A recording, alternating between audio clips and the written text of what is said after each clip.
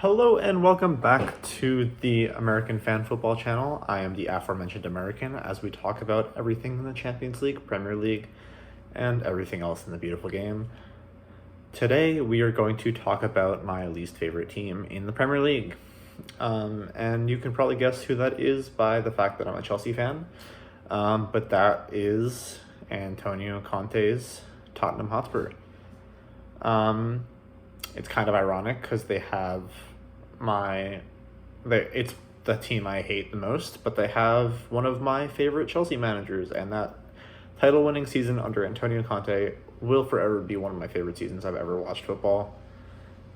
Just because of how bad the season before it with Mourinho when we finished 10th. I had no hopes and no aspirations going to that season, and not even a thought or prayer that we were going to win the league, and Antonio Conte delivered against a league that contained Pep Guardiola and Jurgen Klopp. So I have immense respect for Antonio Conte as a manager, and especially as a manager in a league format.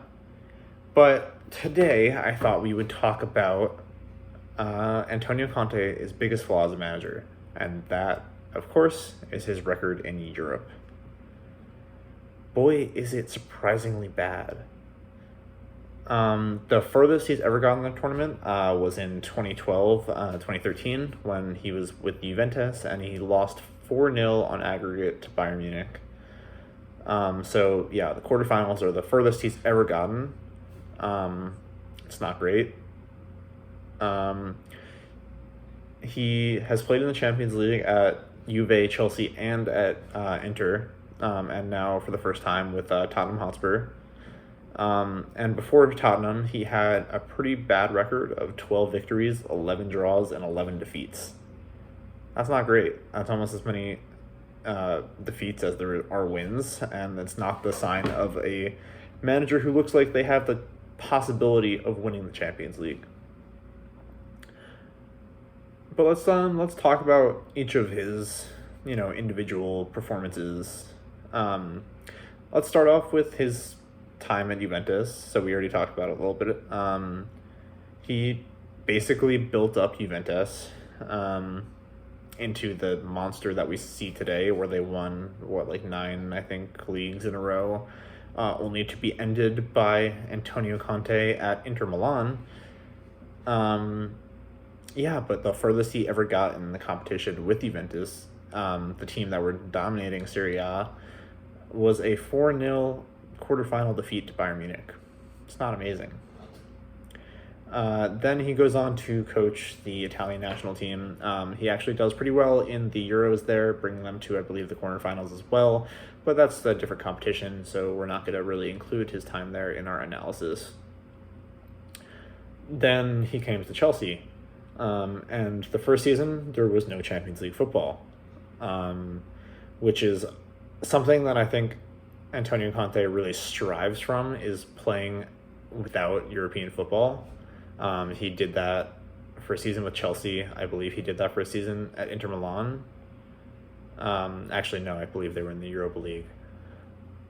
But he was able to put all of his eggs in the league basket, and it was very successful. But then the next year, when we were playing in the Champions League, it kind of all went wrong. We finished, I believe, second in the group, and we got drawn up against Barcelona.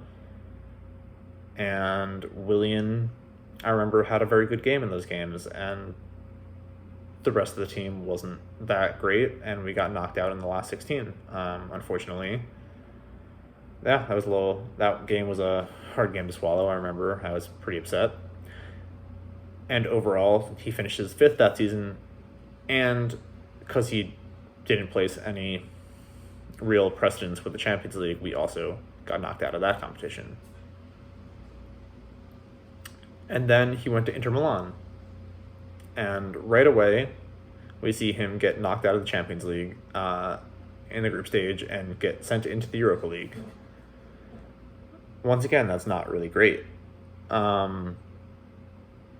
You would really expect for him as a manager to at least be able to get a team like Inter Milan out of the group. But no. They did go on to the Europa League final that year, but then they lost to the Europa League kings in Sevilla, yes, but still, Antonio Conte lost in another final. Something he did at Chelsea in the FA Cup, and something I hope for him to do at Tottenham is lose in a final, because I think that would be really funny if they got all the way to a final and then lost. That's my sadistic Chelsea fan speaking, who wants to see the Tottenham fans squirm and talk about how they got to a Champions League final for the next 10 years, and then everyone can continue saying that they're trophyless, which is always fun. But after Inter Milan, after another failed Champions League campaign, we see Antonio Conte rock up on Spurs. And for some reason, people think at Spurs, Antonio Conte is going to do... Everyone keeps saying, Antonio Conte, I don't think he can win the league with Tottenham this year, but I think he could do well and maybe win them a cup or a trophy. And I don't understand this sentiment, because he's not a cup manager. He's really good at winning the league, and that's about it. He won an FA Cup at Chelsea, yes, but he also lost an FA Cup final at Chelsea. He has consistently underperformed in the Champions League, consistently underperformed in the league cups that occur in the respective Italian league and the Premier League. So I don't get why people are so set in thinking that Antonio Conte is this guaranteed cup winner at Tottenham. Antonio Conte's one specialty is winning across a 38-game season and winning consistently. He is really good at winning you the league, finishing you higher up in the league than you should. That's what he's done at Chelsea, that's what he's done in Juventus, that's what he's done in Inter Milan, and that's what he did at Tottenham last season. So when I see things that, like, people are giving Tottenham a 3% chance to win the Champions League, and, that sounds high or whatever, but I think, yeah, it's way too high. But to be placed above Chelsea, who were at 2% to win the Champions League, I feel is utterly ridiculous. No matter what manager Chelsea have, and no matter how bad our team is, we always have a better chance of winning the Champions League than Tottenham, because they just don't have it in their history. They don't have it in their spine, and in their back of their heads, they keep thinking, we're a bottle job. We haven't won a league. We haven't won a trophy in 15 years. The last trophy we have is a League Cup. It's not in their blood to win trophies. And Antonio Conte, as much as he might change that in the league, in competitions like the Champions League, like the FA Cup, like the League Cup, that's just not his type of competition. He is good at grinding out wins. That doesn't mean he's always going to win, and that doesn't mean in a one-off game of football that Antonio Conte is the best manager to win you that game. Antonio Conte is the best manager, maybe after, Pep and Klopp and a couple others, to win you consistently across a 38-game season. He is what I call... He was what I would say is the opposite of a manager like Zinedine Zidane, who I would say specializes in winning the Champions League. He was good in inspiring his team to win a one-off game of football in a knockout competition. Antonio Conte just can't do that, and that's not his type of management style. So for people who keep thinking he's going to win a cup, he's going to win a Champions League or get far in the Champions League, please, you need to stop. It's not going to happen. And yeah, that's kind of my views on Tottenham and their trophy aspirations for the season.